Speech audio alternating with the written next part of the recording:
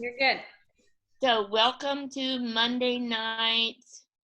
This is August 3rd, so the first Monday in August. And so, yay. Thank you all for being here. We got lots going on tonight. So, Jeremy, I'm so excited that Jeremy's going to be our speaker tonight. I love Jeremy. I'm telling you, there's just nothing I wouldn't do for Jeremy because he knows he has been like my mentor, my accountability person, my buddy, my on and on and on. So, I miss our times together. He's the one that. So What I do you was a mean? coach. We have our times together right here. What are you talking about? True, thank you. That sounded like it was over, didn't I? Are y'all breaking up? What? When I signed up to be a coach for the Live It Choice program, Jeremy was the person that trained me. And I still have all of my recordings and I go listen to them every now and then because it was such wonderful, wonderful training. So, so I'm going to be letting him take over in just a minute, but I have a couple of announcements and I want to see if anybody else has anything to announce. First of all, I want to say congratulations to Mark. Where's Mark? There's Mark. Mark, are you on 2 times tonight? Yes, there you are. I have to look for the one that doesn't look like he's just like posing for a photo shoot or something. So, Mark, congratulations. Great book launch. Thanks, Sandy. I Absolutely appreciate that. amazing book launch. So, Thank you. if you did not, if you were not present, it is on. The beauty of doing it Facebook Live is it's recorded. So, it is. Can you still get to the events after they're over? You should be able to. Okay. So if you go to Mark Everglade launch party, you'll see the recording there, and he had two very powerful guests, and then we had a huge number from the Rock Hill people. By the way, where is Rock Hill tonight? There's Athena. Yes, Athena. So is James there with you, Athena? It's coming. Okay. I could read lips that much. One word, coming.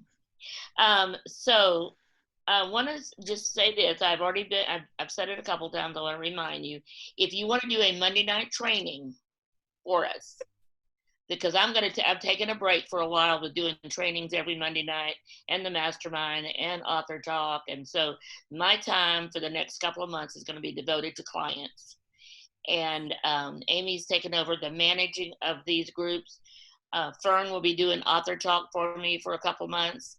I'll be there occasionally. I'm not going anywhere. I'll be here on Monday nights. I'm just not going to spend all day Monday working on my presentation and all of that. So I'm just going to take a break from that for a while so I can take care of myself first and take care of clients second. So it's a totally new way of doing business for me. And so it's a little challenging. But thank you, CJ. So Julie, specifically, I want you to reach out and let me know what you would do for a Monday night training. I think if you've never done a travel book or done anything with travel, that's a great opening for articles, for blog posts, for other things. And so, and Julie, you don't have to do anything on that, whatever you want to do it on. So I'm going to leave that up to you, but I would love for you to do one. Kathy Helweisen, I think you expressed interest in doing a program, didn't you? Yes, I could do something on freelancing and how to pitch and do queries and how to figure out what to write and where to pitch it. Then will you get with Amy and get a time scheduled, a date scheduled? Sure. So who else is here that anyway, if you want to do a program, let me know. Athena, if you and James want to do a program for publishing, something like that, let me know. Fern is going to be doing some things in September. I think we had August full. Fern's doing some stuff in September. She's doing one on editing, the different types of editing, making sure that you cover all aspects of editing, when you're doing a book. Everything from developmental editing to proofreading. So, and I think that's called line editing. I'm not sure. Nothing hurts a book worse than to have somebody try to read it and they can't read it because of errors, whether the errors are commas, too many commas, too few commas, or other kind of errors. So that'll be 1 week. She's got a lot of other things. Fern, and then I want Kelly to come back. Amy, can you check with Kelly and see what she would do on? Because Kelly Colby, who'd spoken before, she just got her master's degree in publishing. So, I mean, I don't know that many people that go actually to a planned masterclass program for publishing. And so I want her to come and talk about some of the things she learned in that course, or in that university, actually, that she wouldn't have learned just from trial and error or from working it herself. So sometimes it's a shortcut to go take classes. So if you could get with her, Amy, and see what she could do. I don't want it to be a repeat of other programs she's done, but just I want her to do a program. So September is our 2-year anniversary, 2-year anniversary for Through the Eyes of Authors. So we are going to be celebrating the entire month. So to kick off that month-long celebration, I have coming, Lydia said, let's have cake. Okay, yes, cake. Love cake. But no, thank you, but no. So I have coming on the 31st, Monday the 31st. Yeah, Kathy says that, ice cream. So we'll have to have a social at some point. John Kramer. I want you all to do your homework on John Kramer this week. Kremer. His website is bookmarket.com. Now, if those of you that are into URLs and all of that, if you know that somebody that has bookmarket.com has had to have had that URL for a very long time. You could not get book marketing, any of those URLs right now, because there's so many people looking for those. It's like I heard that somebody had, because they collected seashells, and so they had a URL called shell.com. Well, along comes this popularity of having websites and have them in your company name and all of that. So Shell Oil wanted shell.com. It was already taken. They paid like $1 million to someone to get that URL. So URLs are very important. So check his out, bookmarket.com. You will find more information there than you've ever wanted, more than you ever wanted to know about marketing books. And his biggest book that he wrote, biggest hit, was a book called 1001 Ways to Market Your Book. It's a book that's like that thick. I used to, when I first got started, and somebody told me about that book, he was actually the first person I ever heard speak about marketing, book marketing. And I bought his book. And I would take that printed book, not the ebook, printed book, and when I was just like needed an idea, I would just let it fall open. And on those pages, wherever it fell, I could always find an idea that would spur some creative project or campaign or something. He's just absolutely brilliant. And he will be kicking off our month-long campaign. He will be on Monday night, and I'm trying to get him on Author Talk. So he's not retired, but he's old enough to have retired, just like me, same as me. So anybody else have anything going on this week that you want to mention? Then Kathy. I signed up to do programs for the YMCA, and that got me into some website where they had me write up a blurb about what I would do. And I have to do a test presentation this Thursday at 3:00. If anybody doesn't have anything else to do Thursday afternoon at 3:00, I would love to have you join me. Put your email in the chat thing and I'll send you the information. I'm going to be doing a presentation on Mary Brewster, the matriarch of the Mayflower. But the point is to practice using their technology and make sure everything runs smoothly. And they need a half a dozen people to practice on. So if you're Very interested, good. give me your email. Thanks. Very good, Kathy. Thank you. Okay, then I'm going to introduce to you now our speaker for the evening. I'm so excited. You all know how much I love Jeremy, and you've heard about him. He joined this group with a force, and I love that he's winning all the prizes. He knows all the answers, all this stuff. And so Jeremy, that's exactly what I thought of you when you started with Live at Choice. I had been with them a couple of years, I think, before you joined. And then when Jeremy joined, he just like, when he does something, believe me, he just jumps in, both feet. And he did the same there. And I just like, oh, I was so envious of somebody that just gets it like Jeremy does. And I love you, Jaron. You will always be my buddy. So Always. tell us about the hero's journey. Okay. So we're going to talk hero's journey. You guys are authors. You all know what the hero's journey is. If you do not know what the hero's journey is, raise your hand and I can come smack you. No, I'm kidding. I'm kidding. That's a joke, Tarina. There's a joke, Red. The hero's journey is a reference to, it's a phrase that Joseph Campbell coined back in 1939. Joseph Campbell wrote a book. That's what I sent out. It's what's in the email, the book cover, Hero with 10,000 Faces. If you have not read Hero with 10,000 Faces, as an author, I highly suggest that you read Hero with 10,000 Faces because it is a psychological, philosophical conversation about the nature of human being. Yes, it is an amazing book. Lydia. It's an older conversation because you're talking 1939. However, it's just relevant. It's highly relevant because we're really, even though he coins it the hero's journey, we're really talking about human storytelling. Human storytelling has not changed since humans started telling stories. When we get into the psychology of it, the philosophy of it, the neurology even of it, when we talk about the science portion of things. Read it if you haven't read it. It's really good. It's a great read. It's understanding the hero's journey, I believe, is imperative to storytelling. And I'm going to show you how it's imperative to storytelling. I'm going to show you how it's been from Beowulf to the Odyssey to Star Wars to the Matrix. We have been telling the same story. If I apply the formula that I'm about to give you to any story that you give me, and I'm going to use one of you is going to be the guinea pig tonight.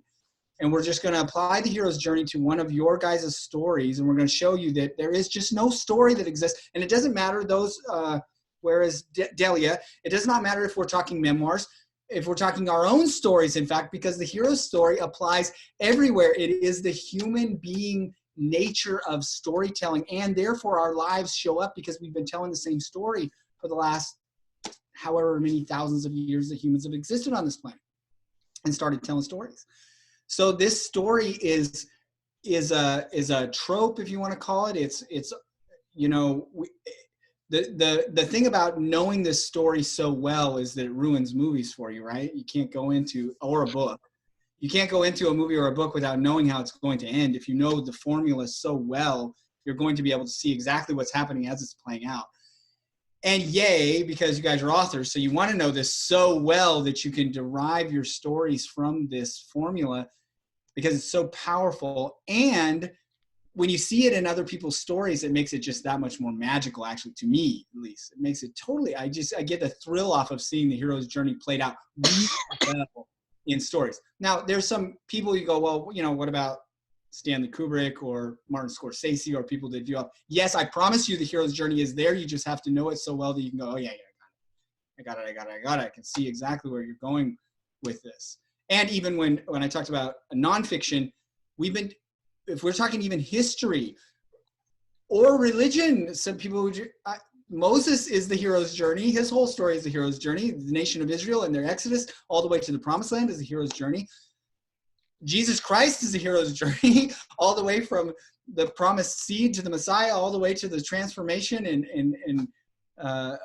meaning on earth, the transfiguration / transformation of Christ to the Godhead. It's still the hero's journey. We've been just telling the same story. And whether it's derived of that stuff, this of course isn't a religious conversation. However, in religion, we've been telling the same story too. It's in our genome, and I don't care where it came from. It came from God, evolution, otherwise, maybe it's part of how we have survived. Therefore, I don't care. It's not important where it came from. The important thing is that it exists, and we're so tied to it as human beings that we keep telling it over and over, and we get excited every time as if we're watching something brand new or reading something oh my gosh, this is the most amazing thing. It's so revolutionary. I promise you it's not, and that doesn't diminish the value of a new story. It makes it awesome because we're telling the same story just in a brand new light. It's just so cool. What I want you to know is what's so cool about that from a mindset perspective is that we can now we're going to apply it to the story. I'm going to use one of you as the example. And I don't know how long this takes. I have never talked about this outside of, or used this outside of Jeremy Michael Jack. So I use this all the time. I use it in my everyday life. And it's derived from a lot of things. I talked about Joseph Campbell. Sandy mentioned Live a Choice. I'm going to do some plugs here. I'm not being paid by any of these people to do plugs. But I'm going to do some plugs because they really do affect the hero's journey personally and otherwise. Hero with 10,000 Faces, Joseph Campbell. Live a Choice. I'm a certified coach with Live a Choice. Sandy is I don't know if you know that Sandy, your fearless leader, is also a certified platinum coach with Live a Choice. We're both on sabbatical because we're focused on our own projects, but we are certified coaches. And so mindset's a big part of our lives and the space that we exist in. And so this is a big mindset conversation because the human story or the hero's journey definitely applies to us. So I'm gonna give Live a Choice a plug. If you've never done anything Live a Choice, do their one-day thing. They have a one-day thing. Go to creatingmindsetsforsuccess.com, creatingmindsetsforsuccess.com. They have their one day. It's like a couple $100, and I promise you'll get a significant amount about yourself out of the experience. The Dream Giver, if you guys have or haven't read it, Bruce Wilkinson. Again, it's a religious conversation, but it doesn't have to be for you if that's not a thing for you. Meaning it's a spiritual conversation. Scriptures are used as part, but it's again, the hero's journey you're talking about. He uses he uses Moses and the Israelites in their exodus from Egypt all the way to the promised land as the hero's journey, but also how I use it in my life to fulfill that which I am trying to fulfill, which he calls the dream, whatever the big dream is for you, right? What else? How it applies to business and your marketing. Don Miller, if you don't know Don Miller, read StoryBrand. I mean, read StoryBrand and apply story. We're going to talk about it, and I'm going to show you how it applies everywhere. We're going to apply it to your stories, your individual stories. I'm going to use somebody as an example. Then we're going to talk about how it applies to your marketing. Then we're going to talk about how it applies to your business, because who's self-publishing, right? There's a lot of us out there on this that are self-publishing. That means you are the business, right? You have a business. And then who is being published by? The public, Athena, you and James, business, right? So there's a business aspect to the hero's journey that's separate from the marketing, by the way. And then there is the life, meaning hero's journey, how it shows up for me personally, going from zero to hero, right? Well, that's Hercules, right? Disney's Hercules. That's the whole. Hercules, what a great story arc. And Disney portrays the hero's journey, I don't know, magically. Of course, that's why we're all enamored by Disney, because they do this perfectly, almost perfectly, every time. Okay, so who wants to be the guinea pig? And I hope you all have note paper, because we're going to do a lot of this. So what you're going to do is I take somebody through this. And again, I don't know how long this takes because I've never done it, but we're going to stay in the hour, right? So I'm going to take somebody through this, and you're going to have pencil and paper, and you're just going to apply your own story. So whatever you're writing, whether it's nonfiction, fiction, or otherwise, you're just going to fill in the blanks with whoever I'm using as the example. So who wants to volunteer? You want to volunteer, Haley? Do I pronounce your name right? I don't know if I'm pronouncing it ever right. You're on mute, honey. Sorry. I'll go. What's the worst that can happen? Yes. Yes, Gaga. Yes. Yay, Haley. I'm so excited. Okay, so we're gonna go through this. I'm just gonna ask you questions is how we're gonna go through this. Oh, by the way, let's just understand the hero's journey first. Who wants to give a synopsis? You guys, who knows the hero's journey, just give a quick synopsis of it. Lydia, give me a synopsis. Okay, it's been since grad school, so you're gonna have to help me out with something. But we have our. By the way, I mean, you're gonna miss things if you go through Joseph Campbell. I mean, there are so many aspects to the hero's journey. We're going through the basic parts. We're going through the imperative parts of the hero's journey in this conversation. So basically, we're having our protagonist or our young hero who starts on a journey or a quest or whatever, and they meet an older and wiser mentor, Yoda. Okay. Obi-Wan. And who gives them really good advice. And then they continue to complete, to solve whatever puzzle it is or rescue the princess or whatever. So that's like the complete dumbed down version of the hero's journey. Yes, and it's accurate. And I love that you use Star Wars because Star Wars is one of the most perfect modern day examples. It is. Yeah. The original Star Wars I'm talking about, 1977 Star Wars, is one of the most perfect modern day examples of the hero's journey. Luke, so we'll just go through it real quick. You're dead on, Lydia. A character, we'll just call it a character, okay? A character who is in his place, what Wilkinson calls his land of familiar, meaning his everyday life, now has a problem. So there is always a problem. Lydia didn't mention this part, but there is always something to overcome. There isn't anything to do. The character is just who they are unless they are coming up against something. So the character comes up against something. They have a problem. We're going to talk about that in detail when we use Haley as the example. And then meets a guide, a sage, whatever you want to call the role of the guide. There's lots of names for the role, right? And the guide gives them a plan, information, knowledge, like Lydia talked about. It calls them to action to do something with that plan. And I'm going to use, when I do this with Haley, I'll probably use Star Wars as the example because it's a really great example for all of this. And we all know it, right? Is there somebody who doesn't know Star Wars? Like has no idea what I'm talking about, Star Wars? No idea who Obi-Wan Kenobi is? Okay, we're good. That ends in some sort of success. We blew up the Death Star. And we avoid some kind of failure in the success. So whatever the success that the character has now achieved has overcome whatever the problem was. Yay, the problem's done. And in that journey, the character is entirely transformed by the end. This is a very important portion of the hero's journey. The hero isn't just like, yay, I did it, and then just no. They come back entirely transformed from the man or the woman or individual that they were, and we can now view them in a new light called what Joseph Campbell coins as hero. Okay? So there's the basic, those are the most important aspects. Of course, there's a lot more details. And if you get into the details of how you write the hero's journey, yes, read Joseph Campbell and yes, really get into it. But we're just going to take Haley through her book with this. I'm just going to ask you a question. So unmute yourself, Haley. And I want everybody with your pencil and paper and just start writing where it applies to you. So Haley, give me your character. Who's your character? There's a lot of main characters, but we'll focus on Keegan. Okay, we'll focus on one. We'll focus on, what would you call Keegan the main protagonist? I'd call her the inciting incident, but sure. Okay, then we'll go with him. That's perfect. So Keegan, your character, has a problem. What's Keegan's problem? To survive. To survive, and that is a problem, by the way. I mean, that's an idea. I mean, we're really going to be clear on this stuff in this.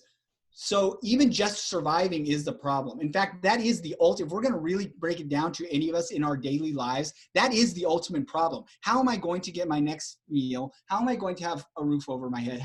This is what the reptile brain is constantly doing to us, constantly. So yes, that's a perfect problem actually, is gosh, I have to survive whatever is going on. And there's a villain to this. And I don't mean not necessarily a person. Often in fantasy, who does fantasy? I can't remember who all does fantasy. Haley. Often there's a person. Well, great. I'm glad we're doing Haley because fantasy applies so easily to the hero's journey. Usually the villain is represented in an individual, right? A lot of times in fantasy. But the individual also represents a bigger problem in the whole conversation. So there's the problem. There's an external problem and always an internal problem. So whatever the problem is, the external problem represents a villain or something outside the character that is a representation of whatever the problem is. So if the problem is to survive, what is outside of himself that is causing the problem? So give me that real quick. Caius, who is the tyrannical king. Very good. So there, yay, we have the villain, right? So there's something outside of him that is the manifestation of the problem. But what's the internal? What's his internal problem? What's the feelings he has because there's an internal problem always. So whatever the problem is, I got to survive. What is his internal feelings about the problem? Mass confusion. She has Yeah. no idea what's going on. She's been thrown into this world. She has no idea what's happening. Yeah, confusion is perfect because confusion is one of the tools of that reptile part of the brain. So it's easy to use it's amazing how much mindset you can use in your storytelling. So if you know how the survivor reptile brain is responding to stuff, then I can just plug it in. Confusion is a perfect response to that. Now his internal problem, is it him, Keegan, or her? She's. I'm terribly sorry. It's okay. That is the worst for you to misgender your main character or the character. I gave her a unisex name for a reason. I mean, cool name, by the way. I love it. Keegan, so she, confusion. Where am I? What is going on? I don't even know how to deal with this. And I got to survive this. And there's an external manifestation of that problem called a wicked king that is oppressing all that is, right? There's always a philosophical conversation too. So this is where we can really get to what the character is trying to start to get to where the character is trying to overcome. So the problem is I'm trying to survive, but what are we trying to overcome? What is the character saying? These are the questions. This is the question you ask. What is the character saying? It just shouldn't be this way. What's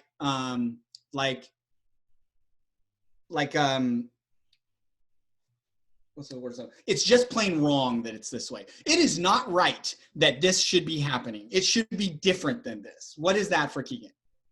There shouldn't be someone trying to murder me. Yes, there should not be. Or even more than that, is he seeing results of what is she seeing? Yeah, just keep doing it because Keegan, I keep picturing this guy.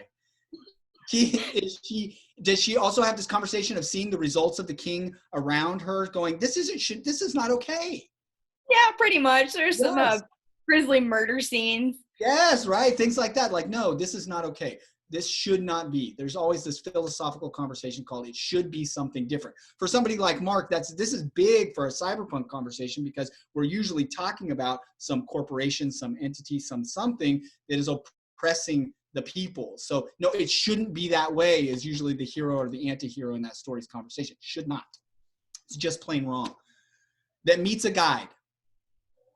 So now Keegan, she's starting her quest. She comes across somebody who is older, wiser, not necessarily older, but wiser, is in the know. And me as the person who's going on the journey with Keegan now gets to learn a lot through the sage, the guide. Who's that for Keegan? Jared and Cade wouldn't call them wiser. I would just call them more experienced in bullshittery. So do they have to be wiser? They don't have to be wiser.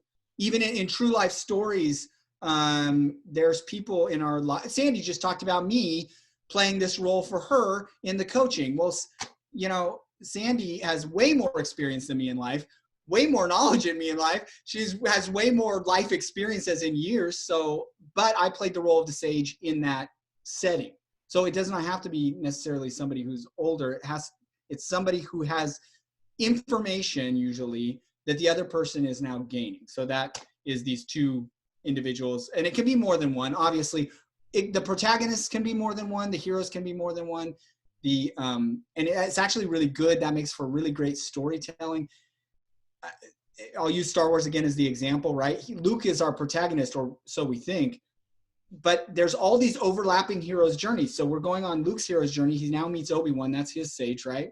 Starts telling him, gives him a plan. We're going to call him to action here in a second. But then so Obi-Wan himself has his own hero's journey that ends with his battle with Darth Vader, right? Leia has her own hero's journey of getting captured and needing rescue. Han has his own journey of escaping this, being a scoundrel and escaping Jabba the Hutt. Chewie is just along for the ride because he's just, along for the ride. But these overlapping hero's journeys make for the full story called Star Wars. That's what I want you to hear. Overlapping heroes' journeys are how stories are built. You all have heroes' journeys of your own, so do I, so does Sandy. And us in this conversation together is creating this story called Through the Eyes of Authors. Yay. We're living out the hero's journey in overlapping heroes' journeys on top of each other. That's how our stories play out when we write. Overlapping heroes' journeys, multiple overlapping heroes' journeys are how this plays out in a great way. Meets a guide who is two things, I promise you always. The guy is empathetic. So how do those two characters show that they understand what Keegan is going through? What? how do those two characters show? Because there's empathy involved with the sage always. There's always an aspect of them understanding what the character is going through. Jared kind of like brings her in and gives her shelter and food, and it's just like, it's okay, things will be fine. Right? Exactly. And I get the oppression that's going on here. Let us help you. Right? So there's empathy. We understand the just plain wrong of the character is often the guide understands the just plain wrong. It's just plain wrong. Yeah, I understand that it's just plain wrong. And then the guide is also an authority. So apply this to your own stories, guys. The sage, whoever the sage character is, will have empathy almost always first, but there's empathy involved and will then be an authority. There's some aspect of the sage that is an authority, or the guide that is an authority. So how do those two characters show themselves the authority to Keegan? Meaning they know something that Keegan doesn't. Jared's the first one to teach Keegan magic. There you go. So now they're giving him a skill. The authority often comes with a skill. There's learned knowledge that comes along with it. Think about this. I really am curious. Are you seeing this play out, Delia, in even your memoirs? As you're going through your own, you met people in your life that knew more than you. They had more experience. So you learned from them. They gave you knowledge and skills. Then now call you to action. So the call to action is usually done directly. There's a direct portion to the call to action, and there's an indirect portion to the call to action. So the direct portion is, Obi-Wan, you must learn the Force and become a Jedi yourself. Let's go do this. And then he's taking him along the way, and he's showing him how to use the Force along the way. So there's the direct call to action. Usually it's said outright, hey, we're going to go do this. So does that happen in your story?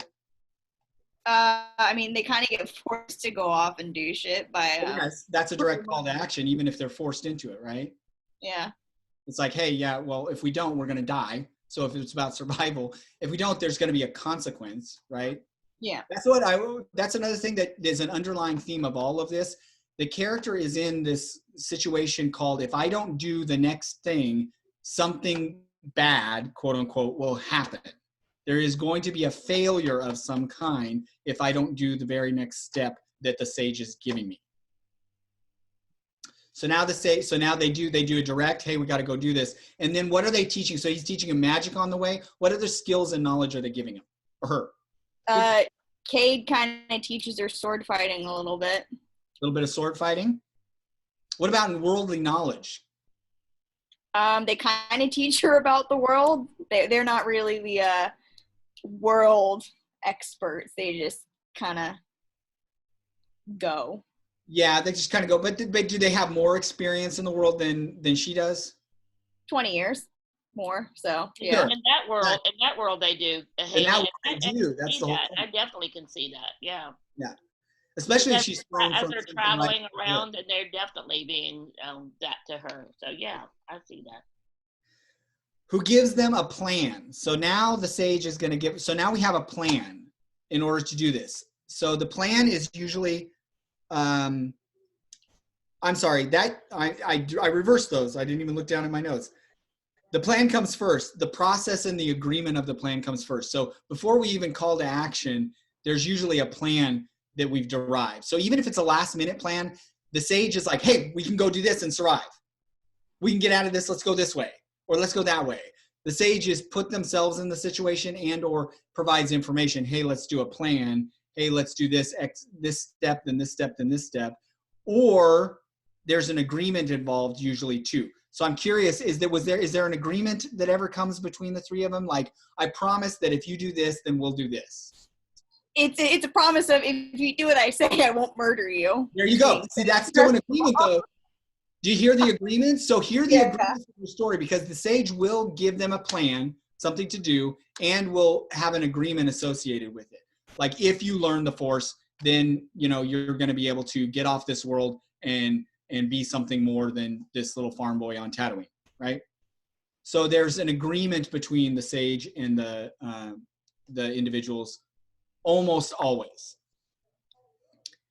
Calls them to action, we already did that directly, and then transitional. The transitional call to action is that's their journey. So the transitional call to action is this journey that they get to go on. Now we're on the quest portion of things, right? So tell me a little bit about the quest and how they are teaching things along the quest? The quest is just to get to the rebel group and be in safety. And I mean, as they go along, Jared and Cade teach Keegan how to sword fight and magic and whatnot. Okay, but the rebel group, tell me about the rebel group, because do they also play a sage role in this? Later, Or are yes. they the ultimate goal? Their ultimate goal of book 1. Okay, great. But that's perfect for book 1. So they are not the sage role in book 1. The book No. 1, they are the solution to the problem. Yes? Yeah? Yes. Okay, Yes. great. So now Cade and, forgive me, the other character's name? Jared. Jared. So Jared. Cade and Jared know that the rebel groups will help them, right? Yeah. So this is part of the sage role. Are you seeing it? So the sage is also go, hey, by the way, let's go over here, and these guys will be the solution to our problem, or the problem that you say is the problem, Mr. Protagonist, Mrs. Protagonist in this case. I'm sorry. If I do it again, you can just hit me next time. Are you seeing that? Yeah. That ends in a success. So is there success that they reach the rebels? Yeah. More Yep. or less. That ends in a success. They're reaching the rebels. The success always does two things. They overcome something in the success. So what did they overcome to have the success called we made it to the rebels? Keegan almost dying was the success yeah. they got there in That time. is, I want to tell you, the overcome does not have to be something in their way. It can be, but it does not have. But like this, I survived, meaning maybe he got hurt in a battle and he's wounded and he's poisoned, and they have to overcome that in order to get to the rebels, or maybe getting to the rebels is part of the overcome. The success, the rebels, though, is an overcoming of something that's in the way of solving the problem. There's always something in the way of solving the problem that getting to the success resolves. So now we've resolved the problem by getting to the rebels, yes? Not in time, not the overall problem, but in the first book's problem. Yeah. Right? We've made it to them.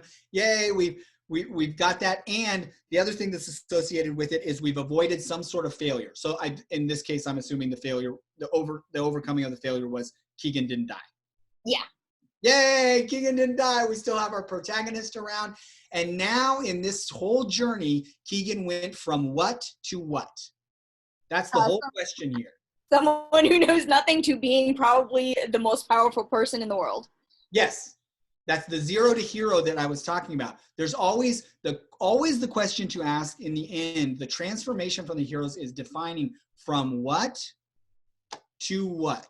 That's the question to have. This hero is from this to this, from nobody to champion, from every man to, and I'm using the archetypes. Now I'll use Carl Jung. Carl Jung is another one. Shoot, I didn't even mention. Jung and his archetypes, use his archetypes everywhere, because these archetypes apply to all of these characters, right? And they can go from one archetype to the next archetype. That can be a part of their journey, or otherwise. Publishers, are you here? Am I dead on in this stuff? Are you hearing all these heroes? Do you read these heroes' journeys in all of your publications that get submitted to you? Yes, of course. Did everybody hear it in their stories? Were you able to apply all the aspects of the hero's journey, at least the imperative ones, to your heroes? Yes? Did you see it, Haley? Yep. Okay, awesome. Watch how magical this is. We're going to apply this to your marketing. Haley, is yours self-published? No, I'm with Rock Hill. You're with Rock Hill. Okay, perfect.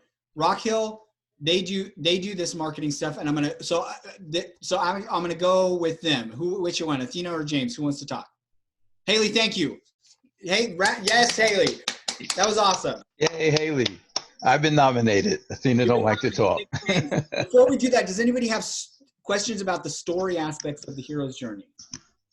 Or are we all clear? Were you able to apply it like butter? Because it applies like butter, I promise you. We're good? Okay, excellent. We're going to apply it to marketing.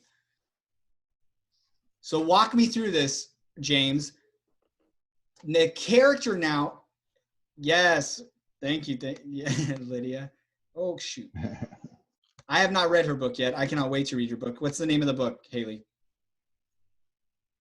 Nanagan. I knew that already. I just didn't put it together that was yours. Now I know why she was thrown into something that she has no idea, because she comes from another world. Yes, she comes from our world, and then she gets thrown into their world. Now I know what we're talking Very good. So yes, excellent. Perfect. Okay, James. So now the character for the character that we're talking about when we talk about marketing, the character is our audience. Okay. So the audience, meaning our readers, are going to be our characters. So they're the heroes. We don't get to. You guys as the publisher, you guys who are your writers and who you're writing for your readers and are self-publishing, you're not the hero of this part of the story.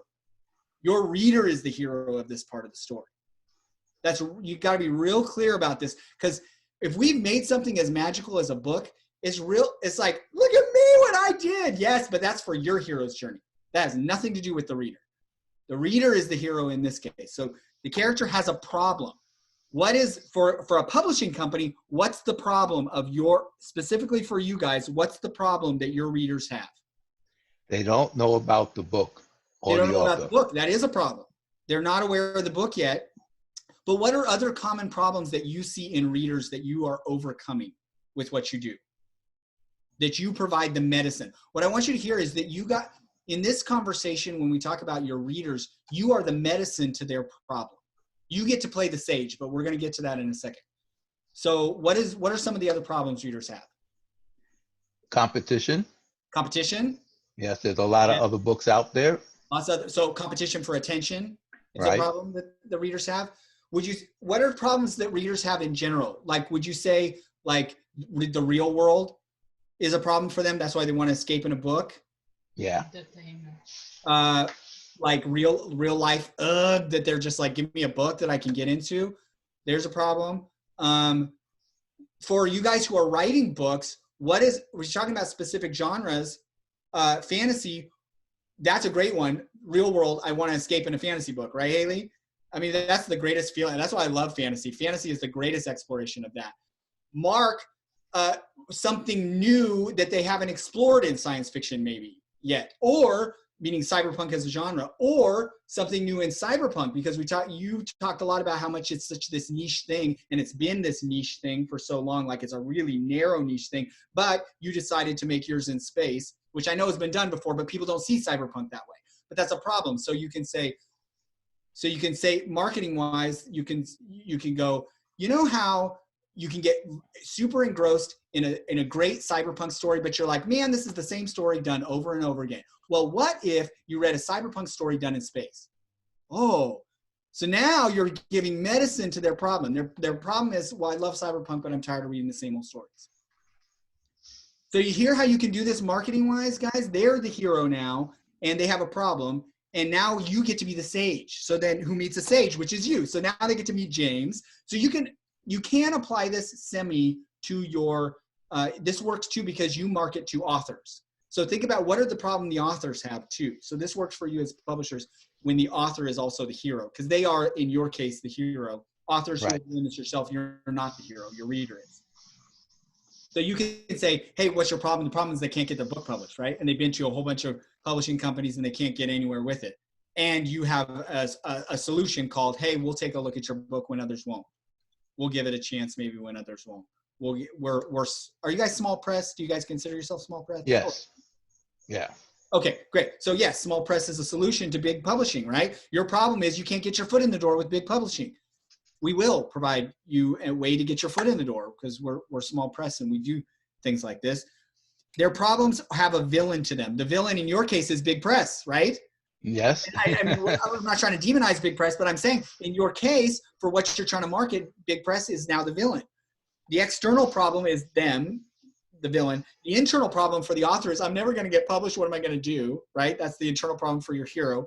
The philosophical problem is it's just plain wrong. Everybody has a story and we should be able to tell our stories. And you have the solution. I'm the sage. Here I am. They meet a guy. I have empathy. You know what? I know what it's like for you to try to get published over and over and over again. And you just don't have, right? I get it. I've been there. I know what this is like. And what I'm going to tell you is we have a solution that gives you a step-by-step way that I'm going to take you through, because now we have a plan, right? The sage now provides a plan. So you get to be the guide who provides a plan. So now I've empathized and I showed that I'm the authority because I've done this a bunch of times. Now I have a plan for you. And this applies to you when you're doing this with your readers. I have the plan. I've got a cyberpunk book that takes place in space and really reimagines cyberpunk in a new way. Calls them to action. In the case of you're trying to get your readers, in case of you are self-publishing, read my book. That's the call to action. Read the book. For you guys in your publishing, James, maybe it's for the authors, hey, submit your story. That's the call to action. Submit your story. Get it into us. Take the first step to do that. And then there's this transcendental conversation. So for you guys who are trying to self-publish, you guys can do drip funnel campaigns, right? That's the transitional. Drip funnel campaigns in order to get them more and more interested. They sign up, give them some sort of freebie, right?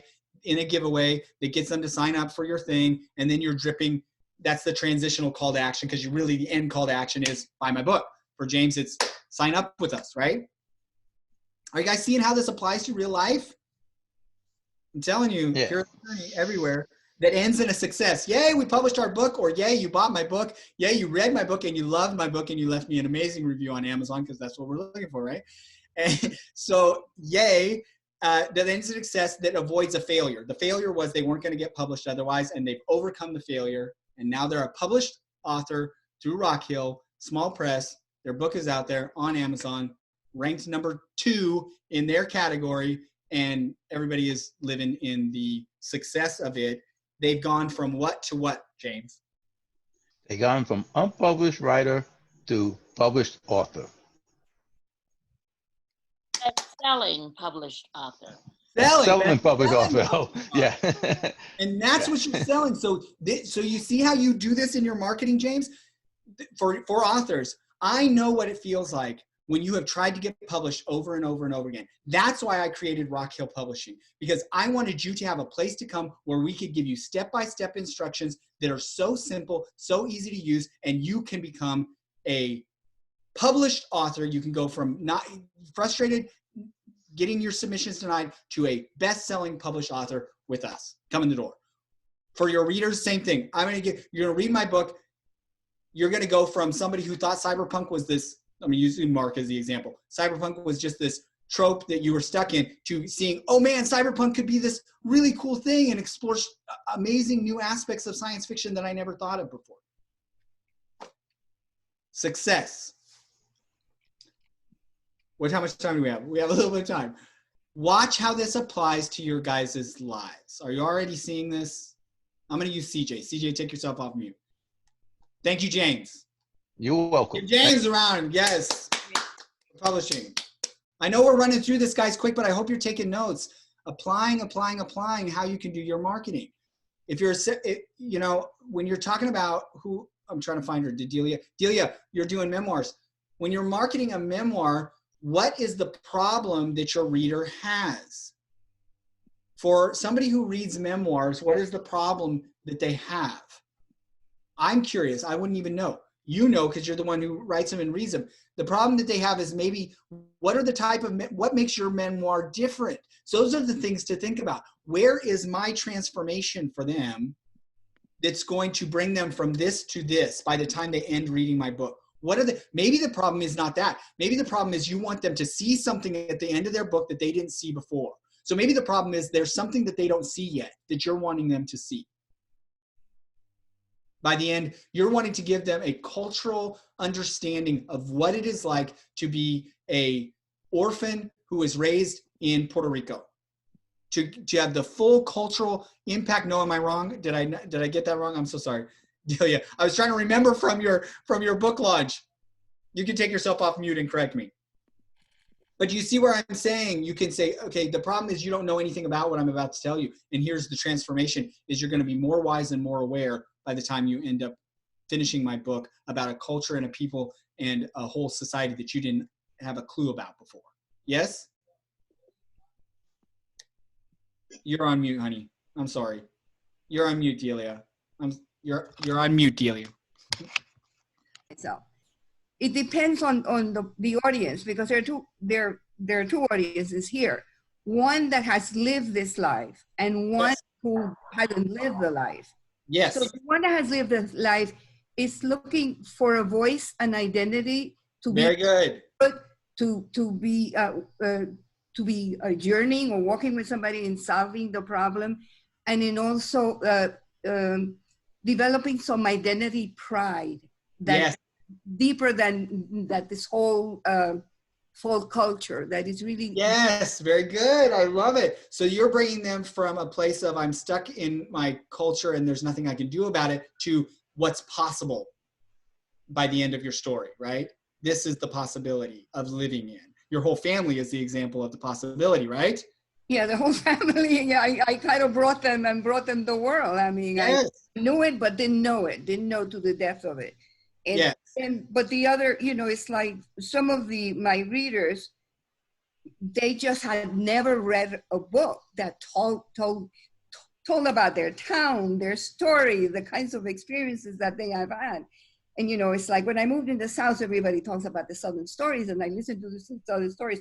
I'm a good listener because I love to really learn about people, but it's like, I mean, there's no way that life was my life, in some way it was, but there's no way that they connect to the life that I've had. When we went to missions in Honduras, people would say, oh, these kids bring this to their children to the doctor, and his children bringing children. I said, I went to a clinic when I was 12 years old or 11 years old by myself and had teeth extracted. What's the big deal here?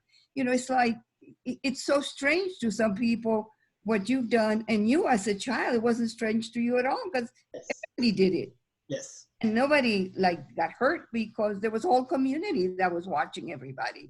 We all looked out for ourselves. You're right. So you're right. There are two audiences. So you're going to market. You're going to market this hero's journey to each of your audiences, and you're going to do it in two different ways. And you as the sage in this case will do it in two different ways. When it comes to your own, CJ, take yourself off mute real quick. I'm going to use you if you don't mind. If that's okay. Do you mind if I use you? Go ahead. Okay, great. So when it comes to you, now we get to be the hero. Yay, I'm the hero. I'm the hero of my own story, guys. You are the heroes of your own stories. Your story arc, you are either now or have been in the place of familiar, meaning the place of your comfort, right? And you have this other thing that you're looking for that has a problem usually in the way. So being you, do you mind being vulnerable, CJ? Sure, go right ahead. Sure. So who I have the big dream. What's the big dream, CJ? Well, the big dream would obviously be at some point one of the books being converted to a movie. Oh, yeah. Fantastic. Yes. So what is the problem between you and the dream? Connections. So Connections. Okay. Not having them. not having Where are the my right- connections? Who do I talk to? Connections in the industry you're talking about, in the film industry? Okay. So you've got published work so you have published work that you want to be a movie, or work that you haven't published that you would like to be Oh, on? it's published. It's published work that you want to be on film. Okay, great. So I am a published author. That's me. That's my place of familiar. You are a published author, so that's your familiar zone. You guys, the familiar zone gets bigger and bigger. Luke, at the beginning of Empire Strikes Back and at the beginning of Jedi, is a completely different man. But at that moment, he's in his familiar zone and has a new problem to overcome. So you're already a published author. Some of us aren't. So that's where we're at right now. But once we're published authors, there's going to be where you are, which is going to be here to the having my stuff made into films. And you have this thing called connections, difficult to get connections. So the external problem is getting in front of production agency is almost impossible. Or another story called very few books are made into movies. Or another story called I Live in Texas. That stuff happens in New York and LA. Or they keep remaking the same movies over and over again. And mine doesn't fit the cookie cutter. You see, these are the things that the hero is now up against until the hero finds the sage. I need to find Yoda. Yoda, you want a Yoda? Well, she's sitting right over there. Her name is Sandy Lawrence. And we're gonna put some little ears on her and get her a cane. And Sandy, the phrase, we're actually gonna get her a shoulder. There is no try. That's right. we're gonna get her a shoulder sling, and then she's gonna have the ear, right? So there is opportunity. So what I want you to hear, you guys, is that there are sages out there. Yeah, I hope she will. Exactly, David. Jeremy, I do, come on, Hyatt, self-help, not self-help, but how-to books. How to do trade shows, how to write the English language. How does this sage and problems and so on fit into that the how-to way to do things? Yes. So in your books, it's different with how-to book. You're right, and I'm so sorry that I didn't even think of this genre, and I didn't know that those are the books you did. So we'll apply it real quick. We're coming to the end of the hour, but so for you, you are the sage, even though normally you wouldn't be the sage as the author. You are we are the sage as the author, but in our stories we aren't the sage because the story is separate from us. But in a how-to book, you are the sage. They are the audience. They are the protagonists. They are the. So do you see how it applies there? So you're going to spin all of your marketing that way. So how-to with another language. I know how frustrating it can be to try to learn a new language when you have XXX up against you. That's why I wrote this book, because it gives you a plan. Remember, you're going to lay out their plan, and it's going to take you from this to this. Thank you. I know what it feels like to be fully immersed in a game and be having a blast, only to have it totally interrupted, the experience of immersive gaming interrupted, because now we have to have these very complicated rules, and this rule system is I have to do a bunch of numbers. That's why I created Planet Bound, to have an immersive world where it's easy to use rules that keep you engaged in the story, and so you can be immersed in a world and have a good time with your friends. Thank you.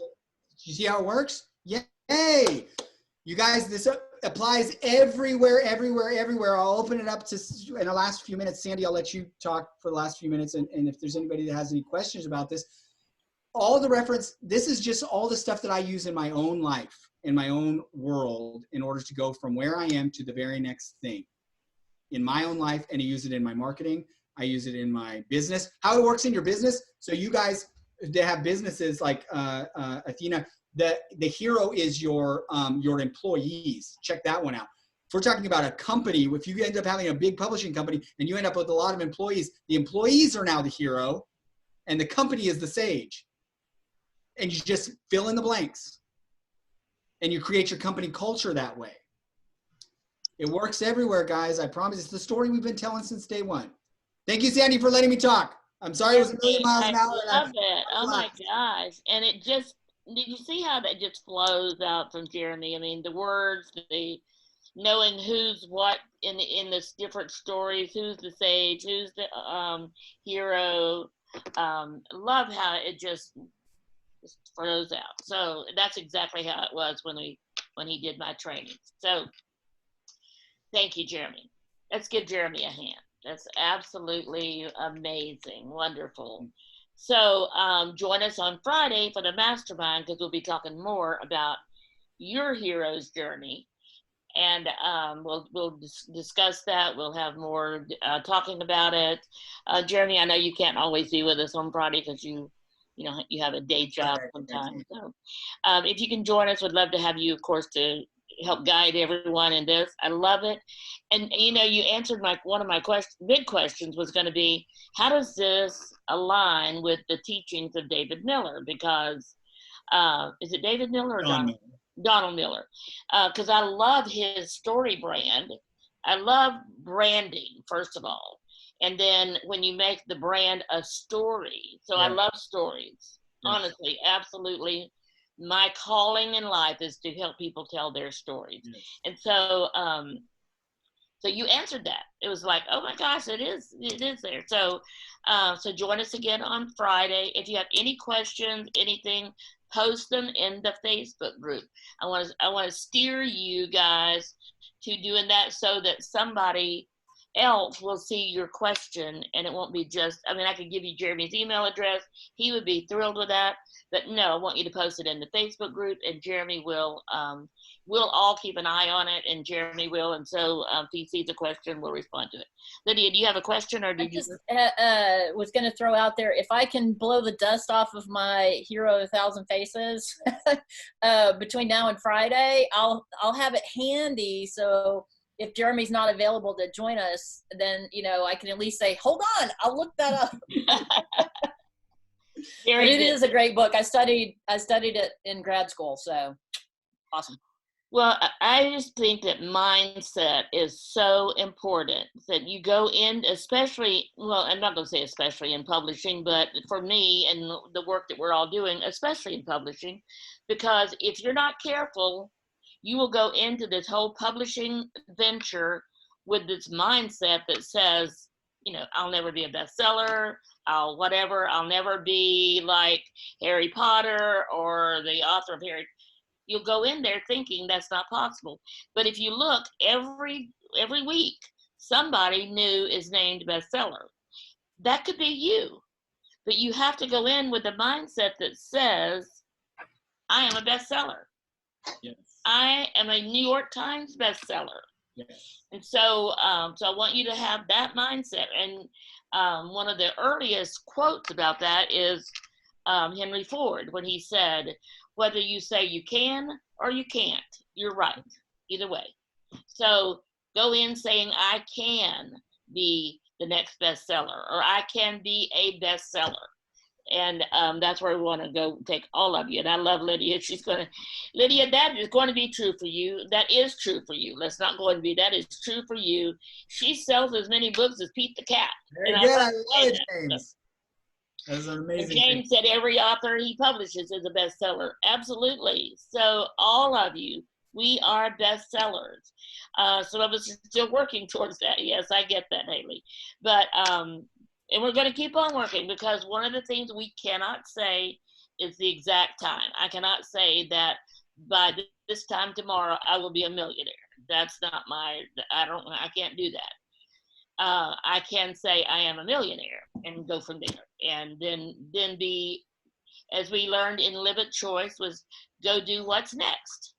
You can be watching, where's it going to go, and then you may miss it. So I can tell you that one quick story. A few months ago, or maybe a year or so ago, I don't remember, but I had this bigger than usual bill coming due, and I'm like, oh my gosh, you know. And I had one client that hadn't paid, and owed me some money, and she kept saying, or he kept saying, I don't remember which. Anyway, well, next week. So I prayed about it, and I said, okay, I've got the money to pay that bill. It's all done. You know, I did everything I was supposed to do. The only thing is, I was looking towards that client that owed me money to be the way that I got the money that I need. It's the only way I was looking. Didn't look to see if I was going to get it any other way. That was how I was looking. And so I didn't look any other way. And I went on with doing what was next. And then I realized, okay, you know what? I'm just looking at one thing. So that all of that go, I'm like, okay, I have the money. I have the money to pay that bill, and I let it go. No more worrying, no more fretting, no more anything. And interestingly enough, I got the check from that client that day. But if I'd only been looking there, who knows when that would have happened or where it would have happened. So anyway. Real quick on that, I'll close with this, what Sandy's saying, because I think that this makes the point very clear in the hero's journey. The hero's journey is always, always experiential, always. And experience, if we're the heroes of our own story, experience only happens in one place. We're telling stories about this character's experience. We're talking about the experience of our audience, our readers, talking about experience of other authors that we're trying to publish, James. And we're talking about ourselves. It's experiential, and experience only happens in one place. It's not out there. It's not out there.